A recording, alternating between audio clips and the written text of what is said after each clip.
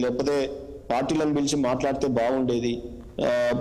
లేకపోతే అసెంబ్లీలో ప్రాతినిధ్యం ఉన్న పార్టీలనన్నా పిలిచి మాట్లాడితే బాగుండేది. కొంత తెలంగాణ ఉద్యమకారులని పిలిచి ఆ రోజు పార్టిసిపేట్ చేసినటువంటి అనేక మంది. సో తాడూరి శ్రీనివాస్ గారు ఒక్క నిమిషం ప్లీజ్. దిలీప్ గారు ఏంటి ఇప్పుడు అలా సడన్ గా ఈ నిర్ణయాలు తీసుకోవాల్సిన అవసరం వచ్చింది? ఇప్పుడు మీరు ఇచ్చిన హామీలు కావచ్చు, చాలా చేయాల్సింది చాలా ఉంది ప్రజలకు.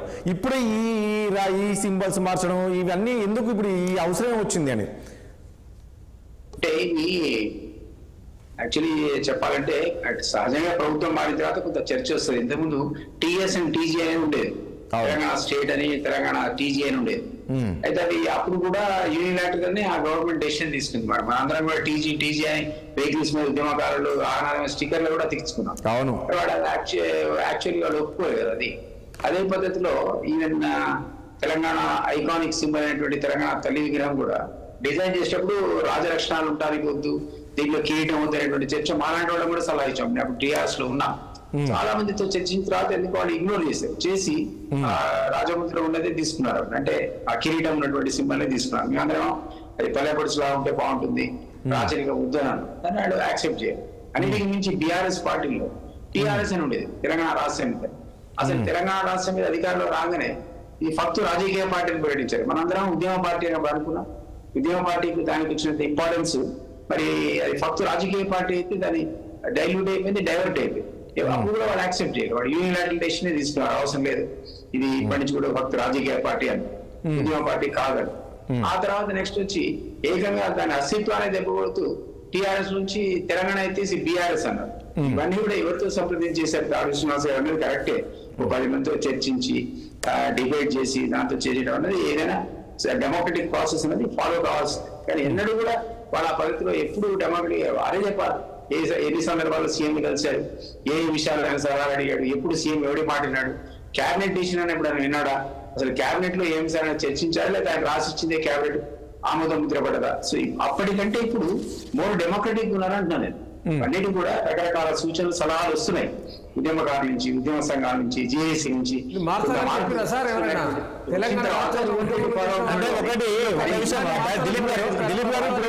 దిలీప్ గారు ఇప్పుడు ప్రజల నుంచి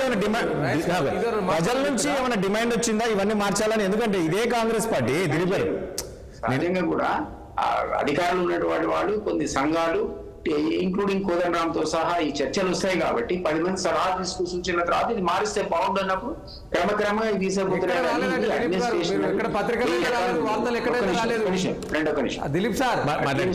ఒక్క నిమిషం. ప్రభుత్వం అన్నది 1000 రకాల విస్తరణలతో ఉంటది, 1000 పంజాలతో ఉంటది. అది ఏ విభాగం ఆ విభాగం పనిచేస్తుంటది. ఆఫీసర్ మీరు అన్నట్టు కరువు గురించి కూడా ఆలోచిస్తుంటాడు, వ్యవసాయం గురించి ఇంకోటి ఆలోచిస్తుంటాడు, విద్య గురించి కూడా అడ్మినిస్ట్రేషన్ చేస్తుంటాడు. ఇవి చిన్న అంశాలు. అంటే మీరు అన్నట్టు తెలంగాణకు సంబంధించిన అస్తిత్వానికి సంబంధించినటువంటి ఐకానిక్ వాల్యూ ఉన్నాయి కాబట్టి డిబేట్ అవుతున్నాయో కానీ మిగిలిన అడ్మినిస్ట్రేషన్ తో పక్కకు పెట్టి నాకు అదే పనిగా ఈ 3 అంశాలతోనే తల మునిగుతున్నట్టు ఇదే చేస్తున్నట్టు కాదు. ఇది వన్ ఆఫ్ ది ఐటమ్స్. కాకపోతే ఏంటంటే మీడియాకి సెన్సేషన్ అయినటువంటి ఐటమ్ ఉంటే మీడియా పికప్ కాదు. ఒకటి నేనేమడుగుతా దిలీప్ గారు, ఇంతకుముందు అన్నట్లు ఇప్పుడు ప్రతిదీ సైమల్టేనియస్ జరుగుతూనే ఉంది. దిలీప్ గారు అంటే ఇప్పుడు ఎవరు అధికారంలోకి వస్తే వాళ్ళు మారుస్తూ పోతుంటారా? ఇప్పుడు సరే కేసీఆర్ అధికారంలో ఉన్నాడు, 10 ఏళ్ళు ఆయన మార్చారు, తర్వాత ఇప్పుడు మీరు వచ్చారు, మీరు మారుస్తారు. రేపు సపోజ్ బీజేపీ వచ్చాక బీజేపీ కూడా హైదరాబాద్ తీసి భాగ్యనగరంలోకి మరొక ఇట్లా మారుస్తూ పోతుంటారా అని? గతంలో మీరు చూసారు కదా, తెలుగుదేశం వచ్చినప్పుడు వరుస పెట్టుకొని మార్చారు, కాంగ్రెస్ వచ్చినప్పుడు వరుస పెట్టుకొని మార్చారు. ఇందిరా అదేది ఎయిర్పోర్ట్ అని ఒక ఆయన అంటాడు, లేదు చౌదరి చరణ్ సింగ్ ఎయిర్పోర్ట్ లక్నో అని ఒక ఆయన అంటాడు, లేదు డమ్డమ్ ఎయిర్పోర్ట్ అని అంతకాలంలో ఒక ఆయన అంటాడు, ఢిల్లీకి వచ్చేవరకల్లా మరొక పేరు పెడతారు. ఇవన్నీ కూడా ప్రభుత్వాలు మారిన తర్వాత కొన్ని రోడ్ల విషయంలో కానీ, ఎయిర్పోర్ట్ల విషయంలో కానీ, సిటీస్ విషయంలో కానీ మనం చూసాం కదా. పట్టణాల పేర్లు కూడా చాలా మటుకు చాలా సందర్భాల్లో చాలా చోట్ల మార్చుకున్నారు. ఈవెన్ తమిళనాడులో ఎన్నో నగరాల పేర్లు మార్చారు. జరుగుతూ ఉంటాయి.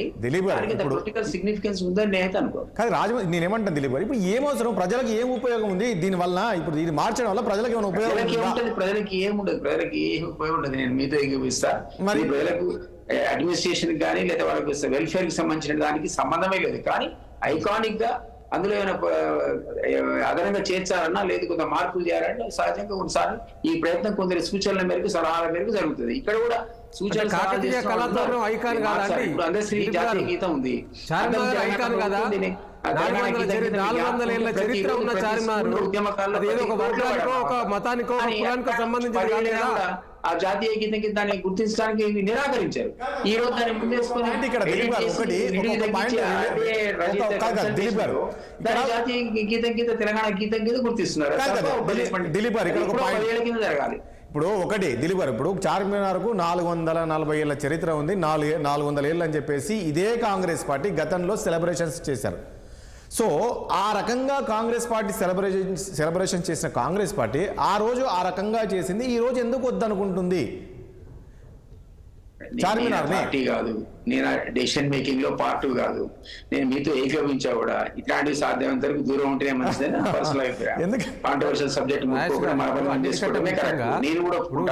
చెప్పలేకపోతా ఉన్నారు కానీ ఇలా ప్రధానంగా ఇలా ప్రజలు చర్చించుకుంటున్న అంశం నేను చెప్తా ఉన్నాను.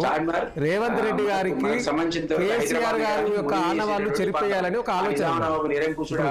నేను ఏమంటున్నా అంటే కేసీఆర్ గారి మీద కోపం ఉంటే మీరు ఉంచుకోండి ముఖ్యమంత్రి గారు, కానీ ఇవాళ కేసీఆర్ గారి కోపం తెలంగాణ ప్రాంతం పైన తెలంగాణ అస్తిత్వం పైన ఎందుకు తీసుకుంటా ఉన్నారని ఇలా ప్రజలు అడుగుతా ఉన్నారు. ప్రజల్లో ఉన్న మేధావులు అడుగుతా ఉన్నారు. ఇలా కేసీఆర్ గారికి మీకు పడకుంటే వ్యక్తిగతంగా మీరు ఏదైనా రాజకీయంగా ఎదుర్కోండి, కానీ ఇలా కేసీఆర్ ఆనవాళ్లు చెరిపేయాలని ఒక ఉద్దేశంతో తెలంగాణ అస్తిత్వాన్ని లేకుండా చేయాలని చేస్తే ప్రజలు దీన్ని సహించలేదు. కేసీఆర్ ఇష్టానుసారంగా చేస్తే ఉంచాలంటారా?